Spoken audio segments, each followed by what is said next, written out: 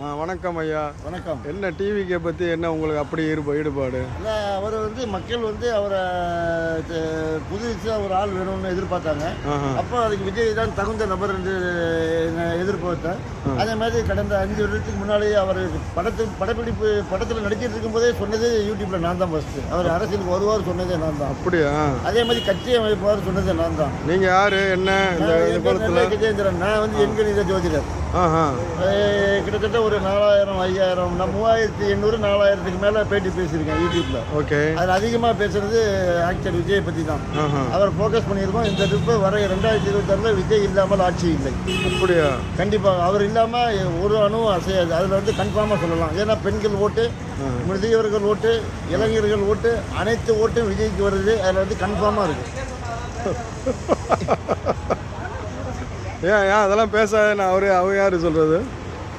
அவர் என்னமோ சொல்லிட்டு போகிறாரு. அப்படியா? டிஎம்கே. சரி, அவங்க டிஎம்கே அதர் கட்சியிலேருந்து உங்களுக்கு ஏதாவது தொடர்பு இருக்கா? இது இருக்கா? இல்லை, எனக்கு எல்லாரும் என் பேச்சு நான் யாருக்கு எந்த கட்சி வச்சு பேசினாலும் என்ன யாரும் எதிரியாக பார்க்கறது கிடையாது. ஏன்னா உண்மையாக தானே பேசியிருக்கேன்.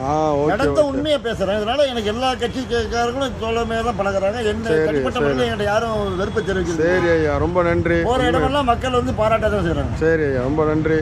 பாய். பாய்.